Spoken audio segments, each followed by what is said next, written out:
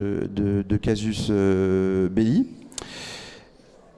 Farid Ben Salem, pareil, Farid entre l'escrime, l'enseignement, le game design, etc. Ça serait trop long de le présenter intégralement. Mais il a rejoint, alors il nous racontera comment, le bateau pour cette édition de Mega 5. Je ne sais pas comment il a travaillé avec Didier, ils nous raconteront ça. Et puis ensuite, pour que ça sorte, il fallait un éditeur. On a Jean-Philippe Mocky qui est ici, qui a créé... Alors Jean-Philippe, pareil, je sais que tu as une longue carrière dans la presse, dans la communication. Et Jean-Philippe décide de créer Léa, qui est une maison d'édition particulièrement dynamique. Ils ont un stand magnifique, si vous ne l'avez pas encore vu. La littérature fantastique, des auteurs assez marquants. Steve Erickson récemment, qui est un auteur de premier plan de fantasy aux États-Unis. Et Jean-Philippe décide de publier Mega 5. Pareil, il nous expliquera pourquoi, 34 ans après, il a eu envie de faire renaître cette institution, j'ai envie de dire, du jeu de rôle. J'ai mes paravents, donc on va dire qu'on est sur une table de jeu. Le joueur Didier est en 1984, il est rédacteur en chef de Casus Belli, pardon. Le milieu est ce qu'il est. Je vais te poser la question que pose toujours le maître de jeu. Que faites-vous ? Alors en 80, en fait, au moment où on commençait Casus Belli, donc on a commencé fin 79 au niveau maquette, mais il est sorti, le premier numéro est sorti en avril 80. On était plus ou moins synchronisé avec le numéro 4 de Jeux et Stratégie, qui avait un bel article sur Donjons et Dragons, une belle couverture d'ailleurs à l'époque, et sur lequel ils avaient eu un retour assez important de gens qui disaient « Ah ben oui, c'est bien d'en parler, on ne comprenait pas trop bien de quoi il s'agissait, mais bon, c'était juste un gros article sur Donjons et Dragons. » Le fameux numéro 4 ? Le fameux numéro 4, voilà. Et puis voyant le Casus Belli qui montait un petit peu en puissance, tout en ayant dans son lectorat de lecteurs plutôt habitués aux jeux de plateau, le rédac-chef Alain Ledoux a dit « Bon, il y a beaucoup de questions qui sont posées sur le jeu de rôle, on va faire un hors-série dessus, et quoi de mieux plutôt que d'en parler comme si on expliquait la technique du cinéma, quoi de mieux que d'emmener les lecteurs dans le cinéma pour leur montrer un film, donc on va leur proposer un jeu de rôle avec des règles et des scénarios. » Et donc on a dit banco, comme moi j'étais un petit peu le rédac-chef d'un magazine petit encore et farfelu, Casus Belli, on a travaillé en tandem avec un vrai professionnel qui était Michel Brassine, qui avait une vraie plume et puis une structuration au niveau d'un hors-série. Bon, c'était ambitieux. Et on a travaillé à deux, à la fois sur le côté jeu de rôle et puis sur le côté être quand même accessible à tous. Et on a sorti ce numéro. À un moment, il avait été question que ce jeu soit carrément associé à Valérian. Je connaissais Mézières, je lui ai posé la question, est-ce que c'est possible? Il a dit, je t'aime bien, je te dirais bien oui, sauf que si jamais j'ai l'occasion de faire un jeu vidéo, un film plus tard, ça va être compliqué pour les droits s'il a déjà été publié par un groupe de presse en plus. Donc il dit, écoute, tu peux faire des allusions, des ressemblances, je n'irai pas t'embêter, mais non, ça ne sera pas un jeu Valérian. Et en fait, c'est pas plus mal parce que Valérian voyage dans le temps et le jeu de voyage dans le temps en jeu de rôle, c'est très compliqué. C'est très très difficile d'empêcher des joueurs de faire des paradoxes. Ça demande une grande... on peut le faire, mais ça demande beaucoup de talent et voilà, des deux côtés, d'ailleurs, côté joueur et côté MJ. Donc on a fait un jeu de voyage dans des univers parallèles. Et on a fait un jeu qui encadrait les joueurs avec... dès le début aussi un fondement un petit peu humaniste. On connaissait bien aussi les joueurs de Donjons et Dragons qui pouvaient être très sympas, très héroïques ou très trash et voilà, sans complexe. Et donc on n'avait pas trop envie qu'au niveau de quelque chose qui faisait découvrir le jeu de rôle à des dizaines de milliers de personnes, ça soit tout de suite trop détournable. Donc on a fait un jeu un petit peu humaniste, donc avec une guilde qui envoyait des agents réparer des choses. Dans les années 80, c'était un petit peu plus facile. Aujourd'hui, on est un peu moins naïf qu'à l'époque. Et ça serait moins évident d'avoir les personnages aussi positifs qu'ils étaient. Mais c'est pour ça qu'il y a une nouvelle version, parce qu'elle est beaucoup plus ouverte sur les gens qui ont des caractères de prince d'ambre ou de nécromanciens. À l'époque, on avait même parlé d'une inspiration un peu venant de la franc-maçonnerie pour les messagers galactiques. C'était vrai ou... Oui, en partie. C'est-à-dire qu'il y a, comme le tétraèdre, c'est un triangle, ça fait une analogie, et puis il y avait effectivement des principes humanistes qui ont été récupérés, histoire d'avoir une base, quoi. Mais il n'y a pas d'influence ou de choses comme ça, plus que, on va dire, un ancrage historique dans diverses choses, aussi bien Valérian que certains symboles, que l'histoire. Voilà. Et donc un jeu de voyage dans des univers parallèles, dès le début, très simple, maquetté avec les moyens de l'époque, quoi. Pas hyper sexy, mais déjà qui avait vraiment fait son effet, puisque beaucoup de gens ont commencé avec le premier méga. Et effectivement, on a lancé... Alors le premier, c'est pas 70, le premier, c'est 60 000 exemplaires. Et le second, c'est 70, 2 ans et demi après. C'est déjà pas mal. Ce qui est déjà, voilà. Enfin, pour l'époque, c'était énorme, et même maintenant, c'est des très très gros chiffres. C'est-à-dire que probablement que tout le monde n'y a pas joué, mais énormément de gens y ont joué. Et ce qui est intéressant aussi, c'est que les lecteurs de jeux Estrade étaient parfois des vieux profs de maths ou des gens comme ça, qui venaient pour les jeux de géologique, mais qui, en voyant arriver ça, ont dit, bah tiens, bon, je regarde, je me renseigne, je dis, ah ouais, bon, c'est intéressant, mais je ne vais pas jouer à ça, et qui l'ont bien heureusement confié à leur petit-neveu, etc., etc. Et donc, en fait, voilà, ça c'est la genèse. Ça, c'est quand même marquant à l'époque, parce que moi, c'est comme ça que je suis rentré dedans. Il y avait la caution de mon prof de maths pour que mes parents m'abonnent à jeux stratégie. Et je vois que ça rigole, je ne dois pas être le seul à avoir vécu ça. Donc il y a vraiment eu une ouverture au travers du côté un peu jeu de logique, etc., de jeu de stratégie. Alors non, le jeu de rôle, c'est pas diabolique, au contraire, c'est porté par des intellos. Non, il y a eu des contre-influences, mais moi, en tout cas, ça m'a permis de rentrer dedans. C'est une secte, le jeu de rôle. Au moins. On continue sur l'historique ou... Vas-y. Après, alors je ne l'ai pas dit au début, mais j'aurais dû... les questions venant de la salle sont plus que bienvenues. Moi, j'en ai préparé 2, 3 au cas où vous seriez tous silencieux. Voilà. Mais moins j'en fais, mieux je me porte. Donc n'hésitez pas si vous avez des questions ou des remarques. Intervenir, parce qu'effectivement, comme le sujet va avancer, si vous avez une question en rapport avec ce qu'on dit, n'hésitez pas. Voilà. Donc, en très brièvement, la fin de l'historique. Donc, 87 sorties du deuxième, tellement le premier avait bien marché. Et surtout parce que, du coup, le premier ayant créé un noyau de joueurs, il y avait une demande pour quelque chose de plus fini, de plus élaboré, avec un peu plus de background, etc. Et du coup, le deuxième s'est vendu comme un outil de meilleure qualité pour ceux qui avaient découvert le jeu de rôle avec le premier, quoi, en très résumé. Dans le 2, il y a aussi 4 scénarios qui sont de très très bonne qualité, et ça à l'époque ça avait beaucoup marqué les joueurs, cet effort pour fournir non seulement, en général la règle c'était de vendre les règles et puis de vendre les scénarios à côté. Voilà. Il y avait des scénarios en encart dans Casus aussi. Mais là, vous avez décidé de mettre 4 scénarios directement dans Méga 2. C'était pourquoi? C'était pour faire quelque chose le plus riche possible? On était conscient déjà que le scénario permettait de découvrir comment utiliser le jeu, de l'utiliser tout de suite, parce qu'on ne pouvait pas demander à des meneurs de jeu novices de rentrer... de créer eux-mêmes un scénario. L'autre chose aussi, c'est que à la différence du premier, où on avait fait des choses comme ça de manière un peu ponctuelle dans Casus pour rebondir, le second avait déjà été un peu plus orchestré pour ouvrir et permettre aux joueurs de sortir. Ce qu'il faut voir, c'est qu'à l'époque de Méga 1 et même de Méga 2, ça allait un petit peu mieux, on était restreint dans Donjons et Dragons, un tout petit peu l'Appel de Cthulhu, et quelques autres jeux qui avaient des diffusions extrêmement confidentielles. Qui n'étaient pas traduits, qui avaient des petits tirages, etc. Donc les gens étaient relativement enfermés dans des jeux qui ne leur plaisaient pas forcément. L'intérêt de Méga était d'ouvrir sur d'autres types de scénarios, d'enquêtes, de trucs modernes, etc. Et effectivement, l'idée c'était de montrer ce qu'on pouvait faire avec le jeu à travers ce scénario. Et dans le 2, il y a un scénario qui s'appelle Des ombres sur la dinde, par exemple, qui est un scénario complètement délirant, où des Zoulous qui ont arraché des morceaux de leur propre terre et qui arrivent en lévitation au-dessus de l'Angleterre pour l'envahir en représailles, sont contrés par des soldats anglais dans des barques antigravité animés par des machines, par des moteurs à alcool. Donc on est en plein steampunk avant l'heure, et uchronie, voilà. Avant l'heure, et c'est un scénario qui, en dehors de ce que je viens de dire comme argument de départ, est bien déliré, en même temps classique dans sa... Comment je pourrais dire, dans les ressorts d'aventure, il y a des donjons, il y a des choses comme ça dedans, a réellement frappé les gens. Enfin, ceux qui l'ont découvert à l'époque, après, ont perdu quelques points de santé mentale, mais ont gagné du goût pour l'aventure pour le restant de leur jour, quoi. On en parle encore aujourd'hui et c'est un truc qui a marqué. Voilà.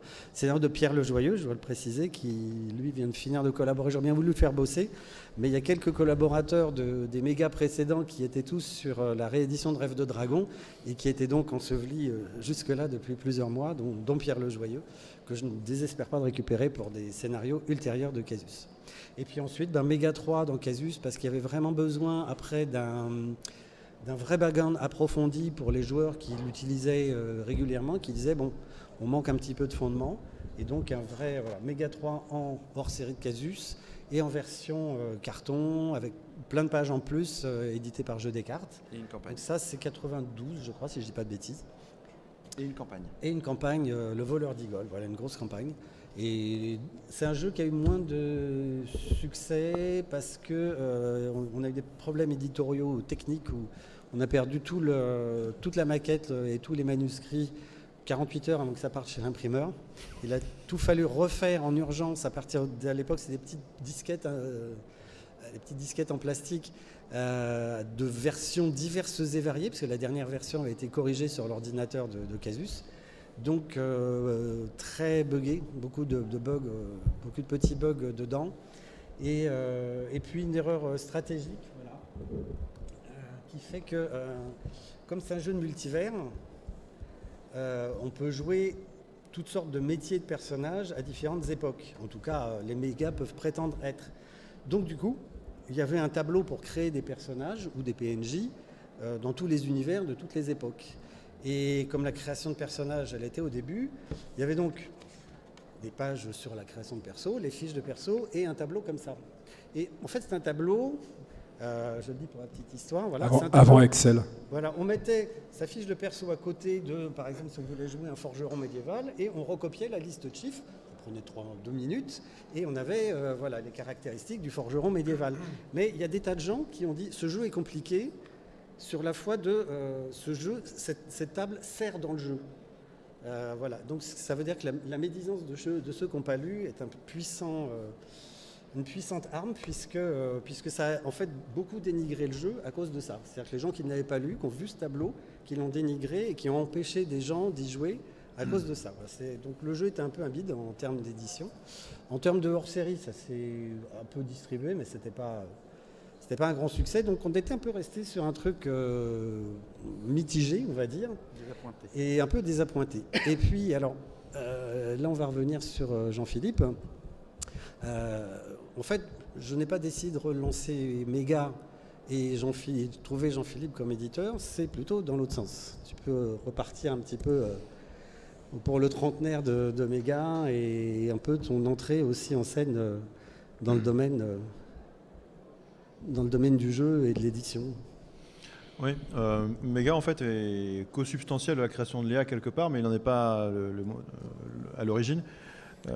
C'est des échanges qu'on a eu avec Didier à titre amical où on parlait du monde du jeu de rôle, ce genre de choses. Et juste pour vous faire un flashback rapide, moi j'ai génération années 80, donc Méga bien sûr fait partie des gènes du jeu de rôle que j'ai pu avoir. J'ai quitté, comme beaucoup de cette génération-là, le jeu de rôle pendant quelques années. La famille, les enfants, le travail font qu'on est moins présent et que du coup on perd ses joueurs. Puis si en plus on déménage, alors là on n'aura plus personne. Donc pendant une quinzaine d'années, j'ai plus fait de jeu de rôle. Et puis un jour j'ai voulu reprendre et j'ai l'impression d'être dans ces films post-apocalyptiques où vous quittez une verte plaine avec des ruisseaux, des vergers, des arbres, des papillons, tout ça. Vous vous enfermez pendant 15 ans et vous ressortez, c'est le désert et puis il n'y a plus rien. Mireille Dumas était passée par là, elle avait vitrifié le marché. Il n'y avait plus de boutique, il n'y avait plus de magazine, il n'y avait plus rien. Magic aussi, je pense, était passé par là. Etc. Enfin bon, peu importe. Et du coup, après, je recommence à jouer, puis avec Didier, on se rencontre, on sympathise sur un certain nombre de sujets, etc. Et puis, moi, j'ai un parcours de journaliste, j'étais journaliste pendant 10 ans, j'ai créé une agence de communication il y a 10 ans aussi, donc je viens de l'univers des médias. Et à un moment donné, je me suis dit, tiens, c'est vrai que le jeu de rôle n'a pas forcément la place qu'il devrait avoir aujourd'hui. Ça n'a jamais été un jeu mass market, mais en tout cas, c'est pas un jeu qui mérite d'être caché au fin fond d'une cave. Il peut apporter beaucoup de choses à beaucoup de gens. Je connais tellement de gens qui sont qui avocats, qui dans la police, qui instituteurs, qui ceci, qui cela, qui sont joueurs, que ça ne doit pas forcément être si mauvais que ça. Et donc j'avais cette réflexion et concomitamment j'ai regardé aussi l'univers de la littérature imaginaire qui, sans être au stade post-apo, était un stade à mon sens de manque de professionnalisation, de manque de sérieux dans la mise en avant des auteurs qui m'a fait interroger. Et du coup, de mes compétences professionnelles, j'ai fait la connexion avec ces univers qui m'intéressaient, littérature imaginaire et jeux de rôle. Et je me suis dit qu'il y avait quand même quelque chose à faire pour porter un peu plus fort, un peu plus haut ces genres-là, qui le méritent. Et partant de là, j'ai commencé à travailler avec Didier, notamment en lui disant, voilà, le jeu de rôle n'a pas la place qu'il mérite. Qu'est-ce qu'on pourrait faire pour travailler à repopulariser le jeu de rôle? Donc on a eu différentes pistes de réflexion.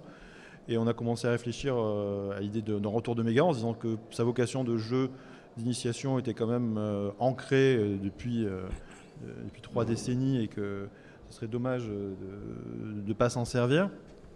Et du coup, j'ai créé Léa dans l'idée de faire une maison d'édition qui soit à la fois dans de la littérature imaginaire, donc on fait des romans d'auteurs français débutants, d'auteurs français confirmés, voire de stars, puisque l'an prochain on sort un livre avec Pierre Bordage, voire de stars internationales, puisque tu as parlé de Steven Erikson, on a sorti Les Jardins de la Lune, qui est une très très grande saga internationale. Et surtout, pourquoi je vous dis ça? Parce que l'idée fondatrice de Léa, c'est de casser les murs qui peuvent exister entre le genre littéraire imaginaire et le jeu de rôle. Pour une raison très simple, c'est que de nombreux auteurs de fantasy, de science-fiction viennent du jeu de rôle, parmi les plus grands, comme Maxime Chatham, Jean-Philippe Jaworski, George Martin aux États-Unis, etc. Quand on prend la liste des auteurs qui viennent du monde du jeu de rôle, elle est vraiment énorme. Donc on a un vivier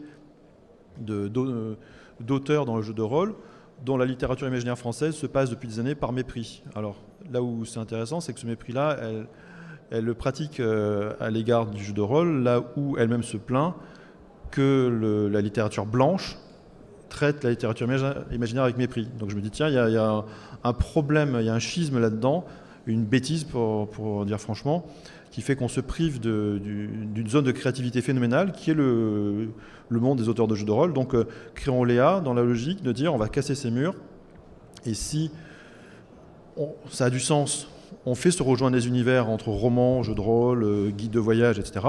Si ça n'a pas de sens, on fait des jeux de rôle stand-alone mais de qualité avec professionnalisme ou des romans stand-alone sans jeu de rôle, mais si ça a un sens, on les fait se rejoindre. C'est comme ça que tout à l'heure je disais Pierre Bordage, le roman qu'on sortira avec Pierre Bordage l'année prochaine sera accompagné d'un jeu de rôle. Donc c'est dans cette philosophie-là qu'on l'a fait. Donc c'est pour donner l'état d'esprit général, c'est aider la littérature imaginaire qui, à titre personnel, quand j'étais adolescent, jeune adulte, etc., m'a beaucoup apporté et qui, à mon sens, n'est pas reconnu à sa valeur. Donc c'est aller porter ce combat-là parce que je pense que pas mal d'éditeurs n'ont pas fait le job à ce niveau-là. Et au niveau du jeu de rôle, il y a un tas d'éditeurs qui font très très bien leur boulot de création de produits, etc., qui n'ont peut-être pas forcément le push nécessaire pour aller un peu élargir le cercle des derniers survivants du jeu qui se restreint. Et c'est de réélargir aussi et de repopulariser le jeu. Et c'est en ayant ces échanges avec Didier qu'on s'est dit que Méga s'y prêtait quand même très très bien. Parce qu'il y avait la côté initiation, on touchait un public années 80-90 massivement de joueurs qui avaient une expérience du jeu et qui étaient peut-être pour certains dans une phase de transmission. Et je trouvais que Méga se prêtait très très bien à l'idée de transmettre le jeu de rôle d'une génération à l'autre. Parce que Didier disait la dimension humaniste, on n'est pas dans un jeu ultra bourrin, donc on peut faire jouer des enfants de 6, 8, 10 ans. Moi j'ai des enfants donc, et dans des univers très très différents. Donc ça crée un nombre de facteurs importants.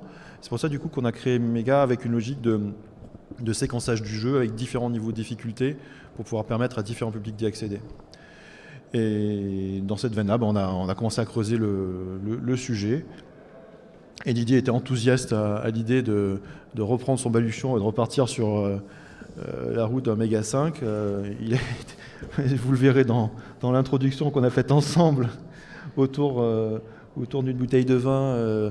Vous verrez que l'échange initial sur ce qu'on mettrait dans Méga, ce qui serait bien, etc., c'est assez rigolo parce qu'on a essayé de concevoir ça de manière intelligente et en mettant des contraintes qui parfois ont été un peu compliquées à gérer pour Didier. Alors on s'aime beaucoup, mais je pense que de temps en temps il m'a maudit. Mais à la fin, on a un résultat qui est très sympa et qui est vraiment conçu, on l'a vraiment fait pour ça. pour un jeu à la fois qui s'adresse aux joueurs expérimentés, très complet, moins expérimentés, voire enfants. Et on n'a pas forcément fait là, mais on a dans les bagages de faire des scénarios spécifiques kids, entre guillemets. Comment faire des scénarios pour faire jouer des enfants. Parce que je pense que, tout comme dans la littérature imaginaire, faire débuter des joueurs ou des lecteurs un peu plus jeunes, ça permet aussi d'avoir des gens qui sont habitués au genre et à les amener à continuer à apprécier et à pratiquer ou à jouer ou à lire plus tard. Ce qu'il faut voir, c'est que après ceux qui ont vaguement connu, ont entendu parler, après la campagne anti-jeu de rôle qui a commencé vers 95 et dont le réaliste et diorama sur le stand d'Octoplenty commence tout de suite. Ah. N'hésitez pas. N'y allez pas, n'y allez pas. Restez ici. Ouais, donc après cette période, il y a eu un gros manque. C'est-à-dire que ce qui est l'effet le plus frappant des campagnes, et notamment de celle de Maëlle Dumas, c'est qu'il y avait énormément de clubs. On estimait à des dizaines de milliers de petits clubs dans des MJC, dans des petites mairies, un petit peu partout, dans des collèges. Et là, les responsables, même quand ils disaient « oui, on vous connaît, vous êtes sympa », mais vis-à-vis des parents, l'administration, etc., on ne peut plus vous laisser, voilà, on va se faire taper sur les doigts, donc on n'assume pas. Donc il y a des milliers de clubs qui ont fermé, ce qui fait que du coup, toute la population des jeunes joueurs, qui était déjà un peu entamée effectivement par l'arrivée des consoles, de Magic, quelque chose comme ça, a disparu du jour au lendemain. Et ce qui est intéressant, c'est qu'aujourd'hui, et ça, c'est pas forcément, enfin, quelques joueurs de jeux de rôle qui ont des ouvertures sur ces domaines-là, parce qu'ils sont dans l'enseignement, l'animation, le font un petit peu, mais il n'y a plus cette ouverture vers les jeunes joueurs. Or, les consoles, le jeu de cartes à collectionner n'envahit plus, en tout cas, les jeunes générations. Les consoles, ils y jouent déjà suffisamment, ils sont demandeurs d'autres choses. Donc typiquement, par exemple, il est tout à fait possible aujourd'hui de refaire vivre une génération on va dire à partir de 13-14 ans, qui a complètement disparu depuis quasiment maintenant 20 ans. Or, c'est important parce que cette génération, elle est enthousiaste, créative, ça lui ferait du bien de lire, comme à une époque, ça a fait énormément de bien d'avoir les livres dont vous êtes le héros chez des gamins qui lisaient beaucoup moins et qui ont dévoré et qui se sont mis à lire en dévorant toutes ces collections.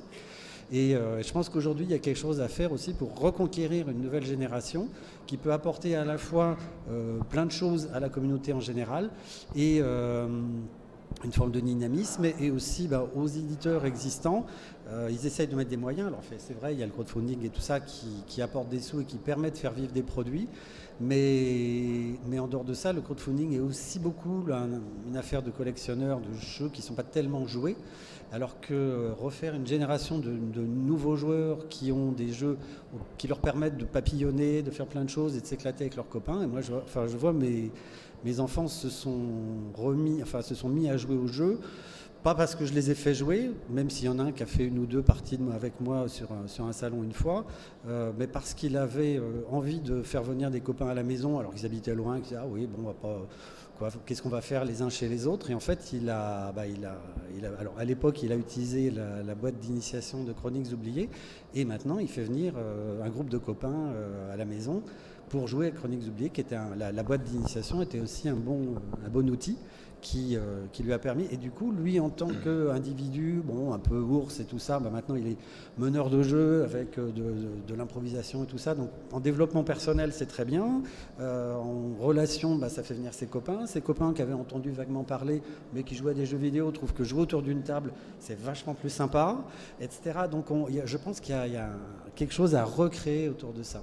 Est-ce qu'à l'époque, je vais te laisser parler, parce que tu n'as jamais rien dit, mais vas-y. Justement, moi qui touche à différents domaines, outre le jeu de rôle, c'est qu'aujourd'hui, il y a différents vecteurs qui font que les jeunes s'intéressent à nouveau aux jeux de table. C'est l'explosion des jeux de société, c'est aussi entre autres amené, je ne sais pas si vous avez eu cette sensation-là, mais la Wii, la console Wii, a ramené plusieurs joueurs devant un même support. Et en fait, c'est ce qui arrive dans un jeu de société. Donc, c'est un élément qu'il faut prendre en compte. Le financement participatif ce sont aussi des plateformes de communication. Donc fatalement, quand vous êtes un auteur amateur et que vous dites tiens, j'ai peut-être le moyen de financer mon jeu, même si c'est pour quelques exemplaires, vous participez à la communication du jeu de rôle. Et un autre élément qui amène beaucoup de jeunes au jeu, évidemment, c'est le streaming. va débuter à 15h sur la zone jeu de cartes. N'y allez pas. Merci. Et c'est les chaînes de streaming de parties de jeux de rôle. Ça, on connaît avec Maillard et Maillard, Aventure. ouais. Tous les Américains, ils regardent ça par millions. La locomotive Donjons et Dragons qui a ramené beaucoup de joueurs au jeu de rôle. Et moi, j'enchaîne avec ce qu'a dit Jean-Philippe et Didier sur pourquoi Méga est revenu. C'est que moi aussi, de mon côté, tout à l'heure, quand Didier parlait de la genèse de Casus Belli, je recommençais à rêver. Comme quand j'étais ado, des fois aussi, ça m'arrive encore maintenant, sinon je ne serais pas dans le jeu. Mais je commençais à rêver et à imaginer comment j'étais à l'époque. Et moi, à l'époque, quand j'avais 16 ans, j'étais en terminale et là, j'étais à fond sur le jeu de rôle tous les midis pendant la cantine, on ne mangeait pas. Le samedi, après-midi, samedi soir, même la nuit, les parents qui venaient nous choper pour nous ramener à la maison. Et moi, je rêvais d'une chose, c'est d'être le gars qui est à côté de moi, Didier Guizerix. Parce qu'il me faisait rêver avec son métier de rédac-chef, auteur de jeux de rôle. Et quelques années plus tard, j'écrivais beaucoup dans le magazine Ravage, sur les jeux de plateau et jeux de figurines, en cours de récré qui est pour les plus jeunes, etc. J'écrivais beaucoup, je commençais à bosser avec des éditeurs de jeux de société. Et un jour, il y a un monsieur qui m'appelle, via Leonidas Vesperini, et qui me fait « Tiens, on a eu tes trucs dans Ravage, ça te dirait d'écrire dans Casus Belli ». Et là, quand même, Didier Guizerix qui vous appelle pour vous demander d'écrire des articles dans Casus Belli, le magazine qui a berné, ça se trouve aussi, parce que c'est du jeu de rôle, qui a bercé mon adolescence et ma jeune vie d'adulte. Là, c'est... Alors, en même temps, donc tiens, je fais Didier Guizerix, alors lui, je ne chope pas lui. Lui, je ne vais pas le rater, plutôt. Et moi, je travaille chez les éditions volumiques. On a inventé différentes technologies. Et je dis à Didier, à un moment donné, bah, tiens, viens, il y a peut-être des trucs qui peuvent t'intéresser. Et Didier dit, tiens, votre truc, là, avec la tablette, etc., du tangible, avec du papier, mais aussi avec du dématérialisé, je suis sûr qu'on peut faire un truc avec un outil pour les maîtres de jeu. Donc là, de mon côté, j'espère l'avoir fait un petit peu rêver, même si c'est quelque chose qui est très difficile à mettre en place. Bref, on se rend compte pour ça. Et en même temps, j'en discute avec, pendant que Jean-Philippe discutait beaucoup avec Didier, j'en discute avec un grand monsieur qui a fait beaucoup pour les mondes imaginaires et pour la revanche des geeks, qui est monsieur Cédric Litardi, qui est le propriétaire du dernier bar avant la fin du monde, et que dont Casus Belli, non, décidément, Canal+, l'appelle le saint patron des geeks. Il a fait beaucoup de choses. Il a importé l'animation japonaise en France avec Kazé, etc. Et lui, on parle beaucoup de Méga, parce que c'est un gros fan de Méga. Et on se dit, mais attends, avec David Calvo aussi. Et on dit, mais attends, je connais Didier, on va le contacter, etc. Et à un moment donné, même, je fais l'entremetteur, comme d'habitude. Hein. Même je peux monter des cabanes, si vous voulez. Et ça m'est déjà arrivé dans le monde du jeu. Et je fais rencontrer, on se retrouve à 4 et on en parle. Mais Jean-Philippe a été plus convaincant, je pense, que Cédric. Et au final... C'est-à-dire que Cédric, en tant que vieux fan, en fait, était sur une idée qui, lui aurait suffi, et qui aurait peut-être suffi à d'autres vieux joueurs, qui était l'idée d'un facsimilé, d'une véritable réédition de Méga, voire un ou deux, c'est-à-dire plutôt l'objet complètement vintage, mais réédité pour le plaisir d'avoir exactement le même.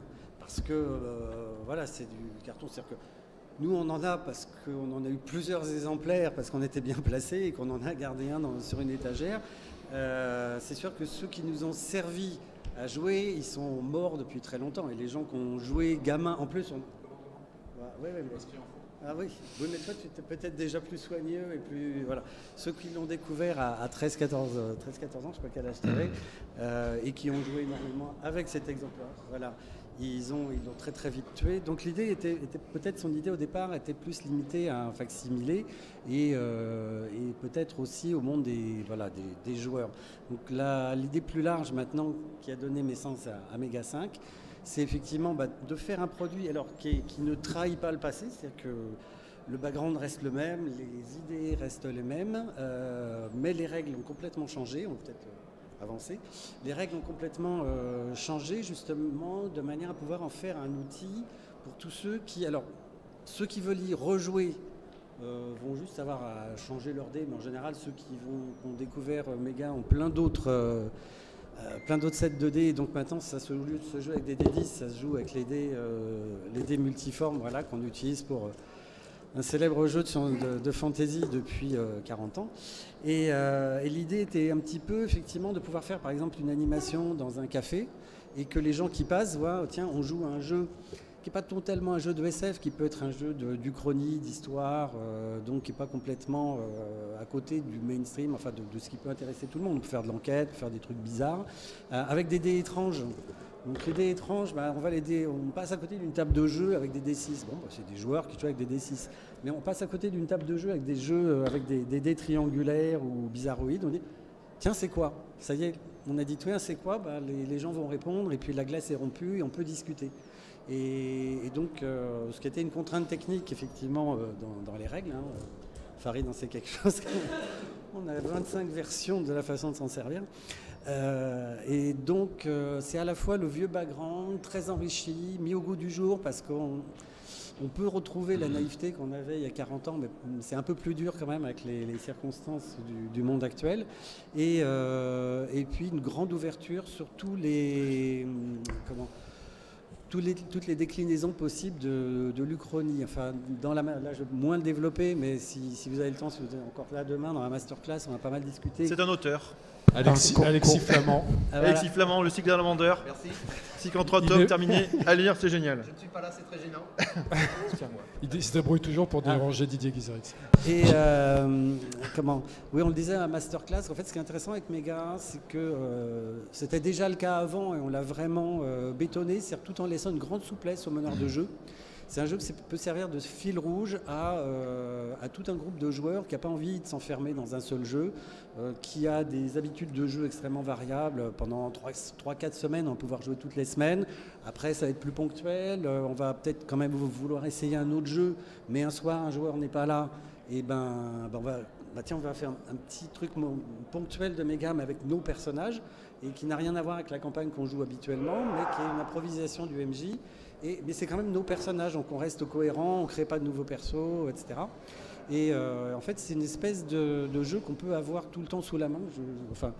Il existe la version micro-méga, et on va peut-être voir pour en faire un petit condensé, de manière à ce que ce soit le petit jeu qui puisse faire des grandes choses, mais qui soit aussi sous la main pour laisser la liberté au MJ d'improviser, Je ne l'ai pas encore lu, mais que je comprenne bien. En fait, tu es en train de dire que vous avez fait en sorte qu'il y ait plusieurs niveaux de jeu dans le jeu. Enfin, ça se voit beaucoup dans le jeu de plateau, mais dans le jeu de rôle, c'est pas si fréquent. Alors, il y a deux niveaux d'utilisation des règles. Les règles sont à peu près communes. Il y a des règles de base et puis il y a des règles optionnelles. Et il y a la fiche de perso de base qui ne fait qu'une demi-page. Alors là ça fait un 4, mais en fait, voilà. Il y en a deux. La fiche de perso fait une demi-page, donc ça fait pas peur à des débutants. On ne prend pas trop le chou, on prend un quart d'heure à créer le perso si on veut vraiment le créer. Il y aura aussi pas mal de pré-tirés dispo pour les gens qui n'ont vraiment pas le temps, parce que des fois, il y a beaucoup de gens qui jouent en une soirée très brève, quoi. Et après, pour ceux qui jouent en campagne ou qui ont l'habitude de jouer, il y a une fiche de perso plus détaillée qui permet même d'avoir des contradictions sur des persos qui ont le même type de talent mais qui l'expriment différemment. Et il y a des règles optionnelles qui permettent effectivement d'être plus précis, de se distinguer. C'est ce que je dis dans l'introduction, c'est-à-dire quand on est joueur, on aime bien que les règles ne traduisent pas de la même façon l'initiative intelligente et subtile qu'on vient d'avoir de l'action absolument grossière et brutale de son voisin. Et donc, c'est bien d'avoir des petites nuances. Donc, ces petites nuances, elles sont là, elles sont optionnelles, elles sont assez faciles d'accès, on pousse les gens à les utiliser. Donc, c'est vraiment un jeu à multiples étages. Et sachant qu'il y a un jeu qui s'appelle carrément Nanoméga, voilà, qui est au début, en fait, pour les gens qui découvrent le jeu, vraiment, c'est le meneur de jeu qui a jamais joué. On lui décrit comment ça joue. On peut aussi renvoyer sur le site, on renverra sur tout ce qui est animation, enfin partie en direct qui permettent de voir comment ça se passe. Mais avant même tout contact, les gens qui achètent ça, voilà, ils voient déjà comment ça se passe. Et on a une micro-règle avec une micro-fiche de personnage. Alors là, on n'est plus tout à fait dans Méga puisque ça se joue avec des... Voilà, la fiche de personnage est là. Ça va, ça reste très abordable. Et on n'est plus tout à fait dans Méga, mais on est déjà dans Méga. Pourquoi ? Parce que la présentation est là, les noms des traits sont là, les noms des talents, de quelques talents sont là. et ça permet de jouer des petits scénarios qui sont à la limite du livre dont vous êtes le héros et dont on proposera, alors malheureusement entre le bouclage et les trucs, ça aurait dû être en ligne ces jours-ci, ça ne le sera que dans les jours prochains. Il y a vraiment un truc qui se joue voilà, en un quart d'heure, 1 heure, avec des trucs très très simples. Après, on passe à méga de base et après, on passe à méga advance, mais à la carte. Alors, justement, dans le processus de game design, on s'est imposé des prérequis. Didier en a parlé d'un, c'était l'utilisation de tous les dés. Moi, j'ai beaucoup poussé pour ça parce que je pense que c'est un élément commercial important. Posséder une bourse de dés, moi je le vois avec mes étudiants quand ils commencent le jeu de rôle, c'est comme posséder des joyaux, ses propres dés. Je crois que ça a son importance quand même. Et on s'était donné comme prérequis l'utilisation donc, de tous ces dés et différentes options pour aborder le jeu. Donc débutant, joueur nostalgique, etc. Et ça aussi c'était un prérequis important. Du coup, on s'est vu beaucoup, des fois toutes les semaines on se voyait. Et Didier est une vraie machine parce qu'à chaque fois que moi je proposais des options, j'étais vraiment pour proposer des options techniques en game design. Didier il revenait des fois avec des tableaux Excel dans tous les sens, il disait voilà j'ai pensé à ça, et puis dans telle situation je me suis dit qu'il pourrait avoir ça, donc je t'ai fait un tableau, machin, tout ça. Donc en plus on avait une vision un peu enfin surtout Didier il voyait ce qui pouvait être abordé. Après lui il avait plus qu'à piocher les éléments qui l'intéressaient. Alors je sais pas, on était parti sur différents... évidemment, au début, on était sur... Le système de jeu n'était pas le même. Puis après, une seconde période encore, il n'était pas le même. Et puis, petit à petit, ça s'affine. Il faut savoir qu'en game design, même pour un jeu de plateau, vous partez sur une idée, vous commencez à faire votre prototype à blanc, vous savez, en découpant des feuilles dans tous les sens, etc. Et en général, à la fin, on va garder 10% de ce qui était établi au départ, surtout avec les tests, l'équilibrage, etc. Et Didier a quand même pas mal travaillé en partie de test, en convention, etc. Moi, je vais amener des fois mes étudiants pour qu'il y ait un pool de joueurs. Et ça a pas mal été travaillé en 4 ans, presque 4 ans. Entre guillemets, naïfs, comme on parle de planète naïve dans Méga, c'est ce qui est intéressant. Voilà. C'est des gens qui découvrent complètement le jeu de rôle, donc c'est intéressant parce qu'on voit les idées, les concepts sur lesquels ils embrayent immédiatement, et ceux qui leur semblent extrêmement bizarres, étrangers, qui vont détourner ou qui ne vont pas accepter tel quel, et donc c'est une bonne école de jouer avec des parfaits néophytes, quoi. Donc c'est vraiment très bien. Et pour ceux qui ne connaissent pas trop le game design, il faut savoir qu'un jeu, quel que soit le type de jeu, c'est quand même 80 à 90% de tests d'équilibrage. C'est obligatoire, il faut jouer, rejouer, il faut bêta-tester, il faut faire des crash tests quand vous n'êtes pas là et connaître le rendu des joueurs, etc. C'est hyper important. Voilà. Le temps passe. Est-ce qu'il y a des questions dans la salle? Je fais une petite pause. Est-ce qu'il y a des questions dans la salle? Est-ce qu'il y a des personnes parmi vous? Oui, vas-y. C'est bon. Ça marche. Ouais, vas-y. Allô? Ouais, c'est léger, mais parle fort. 1, 2. Faut manger. Ok, là je m'entends mieux. Oui, je voulais savoir, parce qu'à l'instar des Shadowrun par exemple, il y a une continuité chronologique, une évolution de l'univers. Ouais, parle vraiment fort parce qu'en fait c'est vachement haché. Voilà. En fait, parle fort, ça sera mieux. Ouais. Est-ce qu'à l'instar des Shadowrun, par exemple, il y a une évolution historique, chronologique avec les est-ce que la nouvelle apporte un élément une évolution dans l'histoire et dans le background de ce texte? Alors, il y a une grosse évolution. C'est-à-dire que avant, le jeu était fait pour des agents. On était vraiment dans Mission Impossible ou des choses comme ça. Des agents qui travaillaient pour une guilde, mais qui avaient des objectifs un petit peu approuvés par tous et qui partaient dans de la pure action. Même si la précédente version, la Méga 3, permettait déjà d'avoir des errants et renégats qui étaient des gens qui étaient plus freelance, voire même qui luttaient un peu contre les excès, entre guillemets, de légalisme ou de la guilde. Là, il y a vraiment une évolution dans la mesure où, même au niveau des motivations et de ce à quoi on peut croire en tant que joueur par rapport à une action musclée, une aventure, etc., On a beaucoup moins de naïveté qu'il y avait il y a 30 ans. Et donc il y a une évolution principale. Avant, on était un peu dans du valérian, donc on partait dans des missions. Là, on est beaucoup plus dans un monde fluide, où en même temps, sans vouloir faire de l'écologie dans le jeu, je dois admettre que c'est plus un artifice au service des MJ pour éviter deux dérapages de méga. Il y a deux dérapages de règles qui sont embêtants dans la science-fiction et qu'on voit même quand on joue à Star Wars.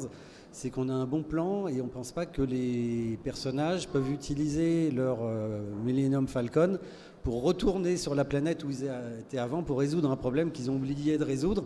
Et en fait, voilà, maintenant tout s'est organisé autour du fait qu'ils n'ont pas fait ça. Ça va se passer comme si, en fait, non, ils retournent, ils font autre chose, et tout d'un coup, le scénario, ni la solution A, ni la solution B ne marche plus. Et donc, dans certains jeux, les pouvoirs des personnages sont un vrai problème pour écrire des trucs scénaristiques qui soient haletants, qu'il y ait des choix à faire. Si on peut faire des choix, puis finalement revenir les effacer, c'est pas si évident que ça. Donc, en fait, de ce côté-là, il y a deux trucs qui ont été changés dans le background de Mega. D'une part, c'est un jeu à la Star Wars quand on le joue façon science-fiction. Comme je disais tout à l'heure, il y a aussi de l'Uchronie, on peut se balader dans des univers parallèles dans l'histoire. Mais dans la partie science-fiction, les vaisseaux qui vont en hyperespace, c'est devenu interdit. Ça veut dire qu'il y en a bien la moitié en moins qui circulent. Ils sont remplacés par des canons qui lancent des énormes paquebots, un peu à la Jules Verne. Des énormes, quand je dis énormes, c'est énormes machines qui transportent des dizaines de milliers de passagers et qui vont de hub en hub, parce qu'effectivement, il ne va pas y avoir des canons qui tirent dans tous les sens. Donc ces engins vont de hub en hub et comme c'est des paquebots qui sont énormes, il faut les remplir et donc ils partent que toutes les semaines, 2 semaines, 3 semaines, 3 mois, ça dépend des destinations et de la demande. Donc on revient dans une navigation dans un univers qui rassemble plusieurs galaxies, mais on est dans une navigation qui ressemble à la voile du XVIIIe siècle. On peut très bien partir pour une année entière, etc. Ce qui est intéressant à deux motifs. D'abord, pour les MJ, ça évite encore une fois ce retour en hyperespace pour résoudre un truc qu'on a oublié de résoudre. Et ça redonne aussi, puisque les héros, enfin les personnages sont des messagers galactiques qui, eux, peuvent se dématérialiser dans un tétraèdre qu'ils ont au préalable activé pour ça, et se rematérialiser dans un autre, n'importe où dans l'univers ou dans un autre univers. Donc à l'intérieur d'un même univers, il n'y a que les mégas qui sont capables de faire ça. Ça leur donne une instantanéité dans l'action d'un bout à l'autre de l'univers, et ça leur permet un levier politique, un vrai pouvoir vis-à-vis de personnages très puissants politiquement dans cet univers. Donc il y a une vraie puissance de la guilde qui peut négocier des choses, pas forcément des moyens financiers, mais qui peut négocier par exemple, permettre à une dictature, enfin obliger une dictature à laisser partir une population qu'elle maintient dans un ghetto ou qu'est-ce, en l'échange d'un autre truc très important dont a besoin cette dictature, et qui va être quelque chose de positif, comme de sauver une partie de ses propres populations qui sont, elles, estampillées blanc-bleu. Et voilà. Donc il y a des véritables ressorts politiques qui viennent à travers ce Sauf que les mégas ne seront peut-être pas les seuls à pouvoir utiliser ce genre de... Sauf voilà, le truc aussi, c'est que, comme je l'ai dit tout à l'heure, on est dans un univers, les vaisseaux spatiaux ont été en grande partie, les vaisseaux hyperluminiques ont été en partie interdits parce qu'ils causaient des déchirures dans la trame de l'univers, ce qui crée vraiment des cataclysmes, soit des petits trucs locaux mais très embêtants, soit des choses vraiment dramatiques, c'est-à-dire des mélanges d'univers, ou des mélanges d'univers, soit parce que tout simplement de manière plus série B, des créatures déboulent, soit de manière beaucoup plus horrifique, parce que des gens se retrouvent avec leur alter ego à cohabiter dans le même appartement, et que ces gens deviennent fous ou sombrent dans l'horreur. Donc il y a vraiment des endroits où même le pire des dictateurs psychopathes va se dire « Ok, il faut faire quelque chose ». Et donc ces déchirures sont nombreuses. On espère qu'elles vont se résorber parce qu'il y a moins de trafic hyperluminique, mais dans l'intervalle, qu'est-ce qui se passe? C'est qu'il y a des gens qui sont des méga potentiels et qui arrivent d'autres univers. Arrivant d'autres univers, quand on change d'univers dans méga, les pouvoirs psy qu'on peut avoir sont augmentés quand on n'est pas dans son univers d'origine. C'est-à-dire que ces personnages arrivent avec des talents de méga, C'est-à-dire cette possibilité de transfert et de transit spécifique aux mégas. C'est des gens qui sont parfois pas cons, qui ont d'autres pouvoirs psy, donc qui repèrent les mégas, qui les sentent, qui peuvent les espionner et qui, pour certains, peuvent piquer les secrets des mégas et commencer eux aussi à utiliser les tétraèdres. Donc il y a un véritable hacking de toute cette build qui, depuis 15 000 ans, est complètement autonome à travers ces points de transit et voilà, il y a certains de ces no-meg peuvent hacker le réseau méga, sachant que d'autres sont tout simplement des psys qui arrivent dans des univers avec des pouvoirs un peu spéciaux, mais certains vont être des pirates, d'autres vont être des missionnaires, des farfelus, etc. Mais tous ces gens doivent être récupérés par la guilde, donc ça génère tout un tas de scénarios qui n'ont rien à voir de je tue du bourrin. Est-ce que ça veut dire que par rapport à la première édition, vous avez un peu noirci l'univers, si je puis dire? Oui, c'est clairement, voilà. Dark méga. Il y a 40 nuances de gris. C'est-à-dire qu'on peut aller effectivement du héros positif dans une mission très classique jusqu'à des héros très complexes face à des situations elles-mêmes complexes et des groupes qui vont peut-être se jouer plutôt comme une partie de vampire avec des tendances et des tensions entre des groupes antagonistes. Est-ce qu'il y a d'autres questions? Mais il va falloir répondre plus vite. D'accord.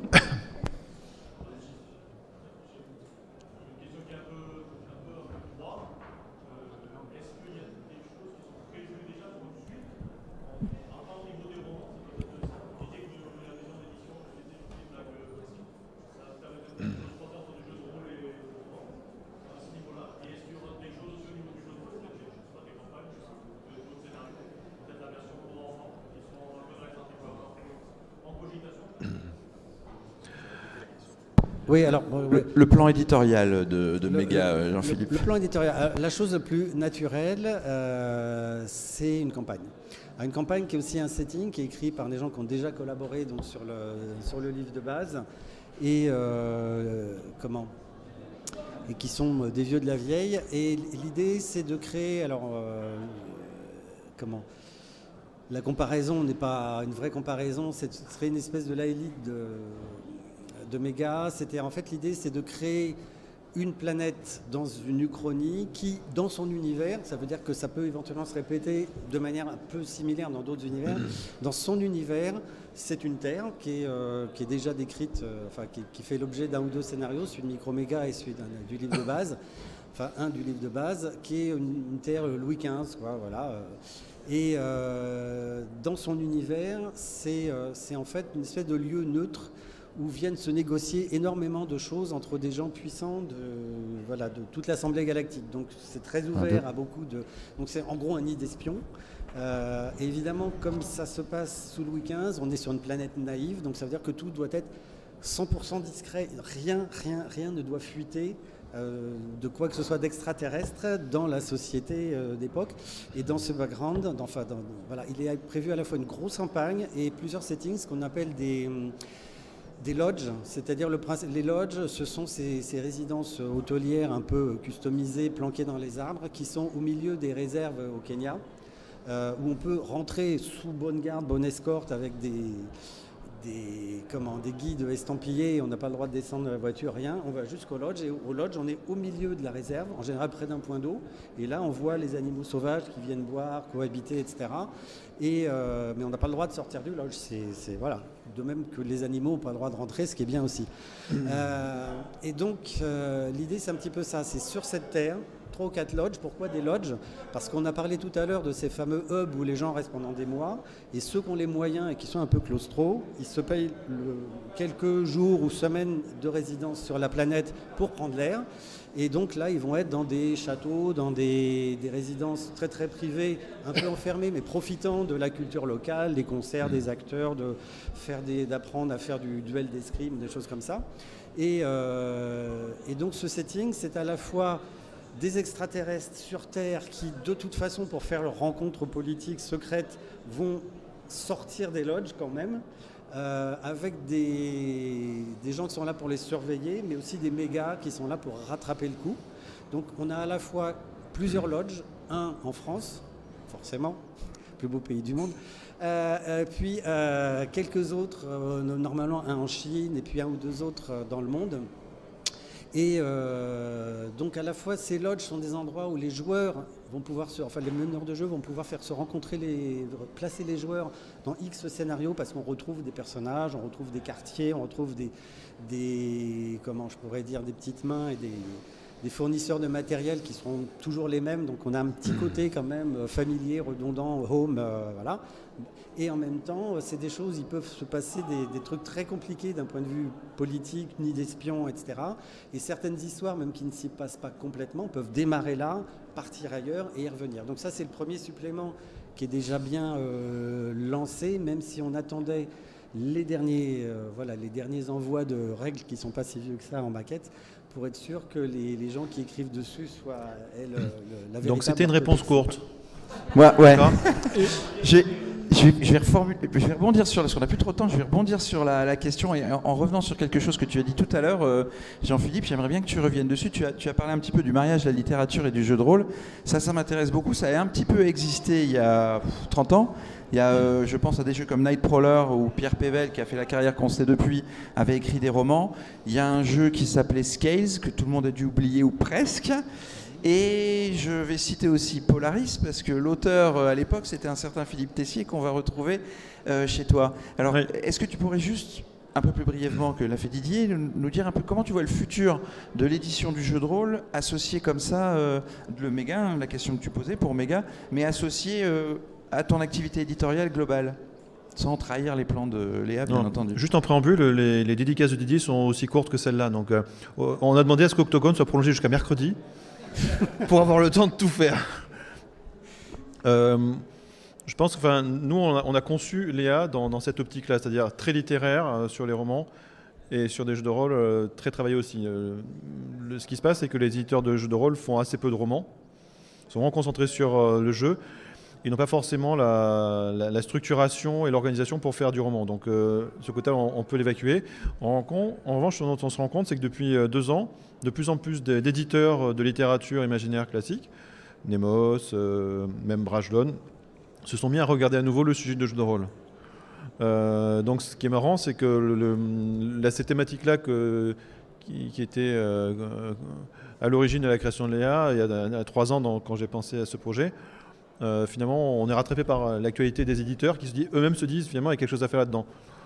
Et je pense que beaucoup d'auteurs aimeraient faire le mélange édition de jeux et romans.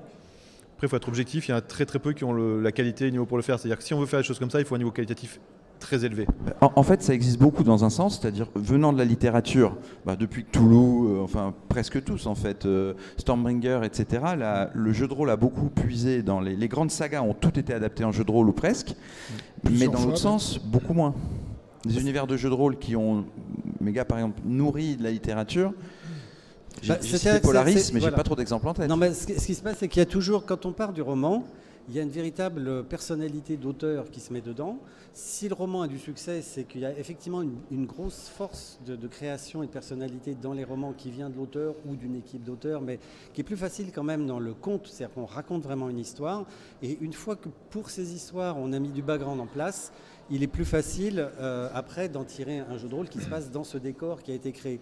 Le risque, dans l'autre sens, c'est la novélisation, qui n'est pas toujours très bonne, qui peut être bonne à une condition en fait, c'est que l'auteur qui va l'écrire, s'il écrit bien, il faut qu'il ait la motivation d'écrire plutôt dans un univers créé par quelqu'un d'autre, à moins que ce soit l'auteur du jeu qui écrive les romans lui-même, mais c'est pas forcément la même plume pour écrire un jeu et pour écrire un roman. Mais au cinéma, ça se fait, il y a des novélisations, c'est pas du tout les cinéastes, les réalisateurs qui écrivent... Non, mais la novélisation veut dire quoi? Ça veut dire que quelqu'un qui a une bonne créativité, une bonne plume, va préférer vendre sa plume à la création de quelqu'un d'autre plutôt qu'à exprimer la sienne.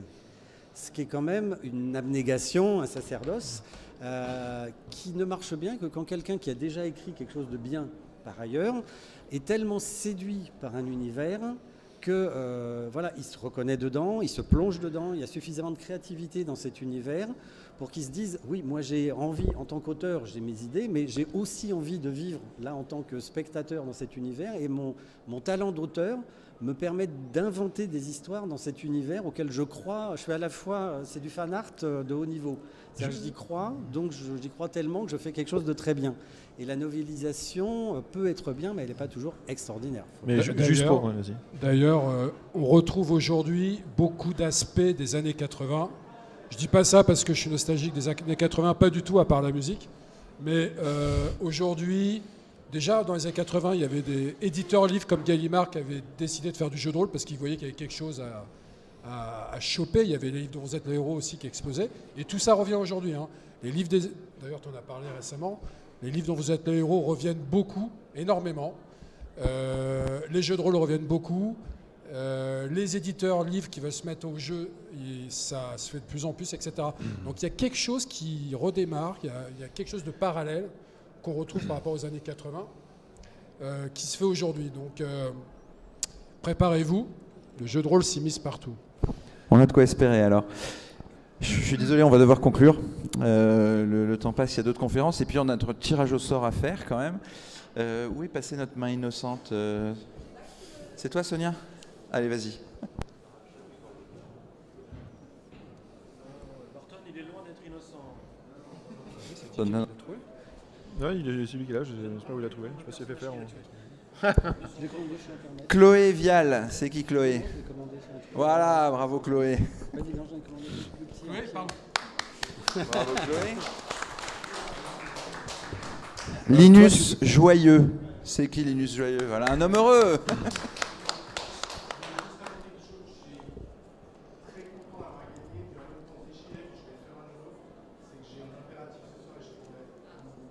Ah. Bon.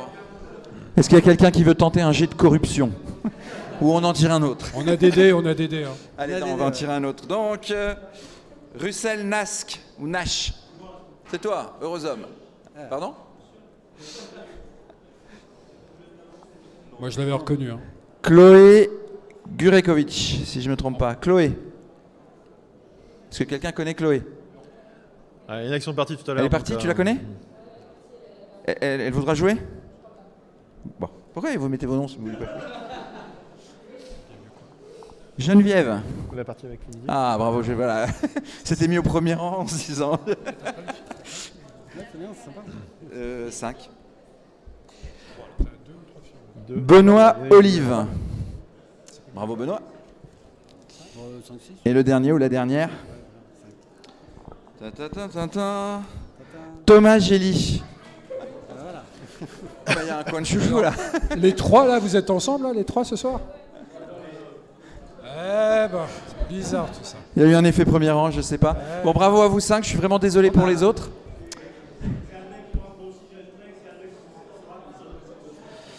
Alors je vais juste vous demander ceux qui ont gagné juste de venir juste valider vos noms. Et donc à 21h vous êtes attendus pour pardon 21h. Pour la partie vous voulez vous voulez la faire sur le stand Léa? Jean-Philippe? Sur le stand Léa ou à l'espace jeu de rôle, comme vous voulez. Le plus simple, c'est de se retrouver sur l'espace Léa ou sur le stand Léa, puis on partira. Sur le stand Léa. Ok, très bien. Donc tous ceux qui ont gagné, on Merci vous attend à 21h sur le stand Léa. Et bravo à vous, je vous envie beaucoup. Merci beaucoup et merci surtout à nos 3 intervenants. Merci Didier, merci Farid et merci Jean-Philippe. On va se retrouver sur le stand Léa. Non, parce que ça m'arrange.